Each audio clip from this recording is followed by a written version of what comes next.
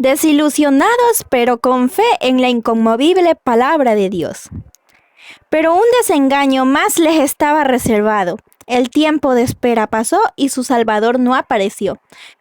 Con confianza inquebrantable había esperado su venida. Y ahora sentían lo que sintió María cuando, al ir al sepulcro del Salvador y encontrándolo vacío, exclamó llorando: «Se han llevado a mi Señor y no sé dónde le han puesto». El mundo había estado observando y creía que todo el sistema adventista desaparecería en caso de que pasara el tiempo sin que Cristo viniese. Pero aunque muchos, al ser severamente tentados, abandonaron su fe, algunos permanecieron firmes. Los frutos del movimiento adventista, el espíritu de humildad, el escudriñamiento del corazón, la renuncia al mundo y la reforma de la vida que habían acompañado la obra, probaban que ésta era de Dios.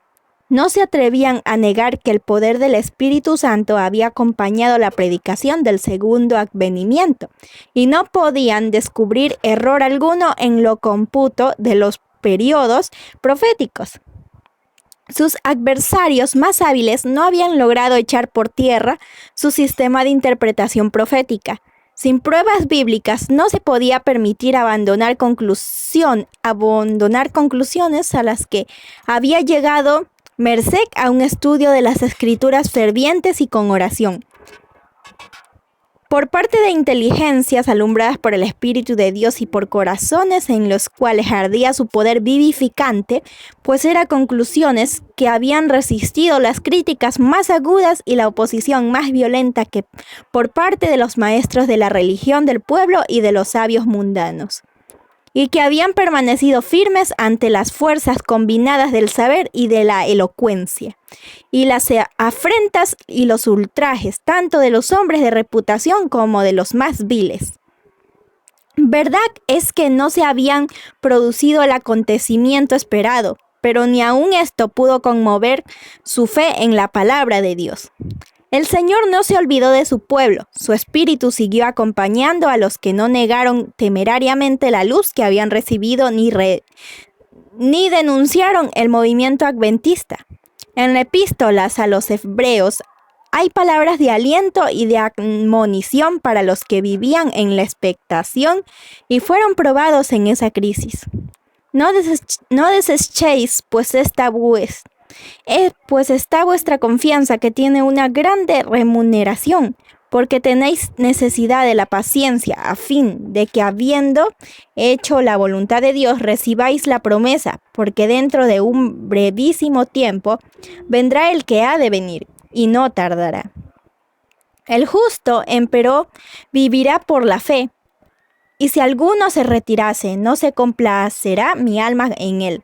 Nosotros, empero, no somos de aquellos que se retiran para perdición, sino de los que tienen fe para salvación del alma.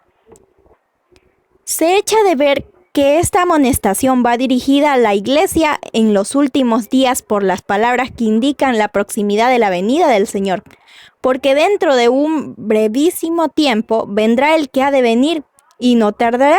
Y este pasaje implica claramente que habría una aparente demora y que al parecer el Señor tardaría en venir. La enseñanza dada aquí se aplica especialmente a lo que les pasaba a los adventistas en ese entonces. Los cristianos a quienes van dirigidas estas palabras estaban en peligro de zozobrar en su fe. Habían hecho la voluntad de Dios al seguir la dirección de su espíritu y de su palabra, pero no podían entender los propósitos de Dios en su experiencia pasada, ni podían distinguir el sendero que se abría ante ellos, y se sentían tentados a dudar de si en realidad Dios los había dirigido. En ese momento resultaban oportunas esas palabras: el justo, empero, vivirá por la fe. Mientras la luz brillante del clamor de medianoche había alumbrado su sendero y había visto abrirse el sello de las profecías y cumplirse con presteza las señales que anunciaban la proximidad de la venida de Cristo.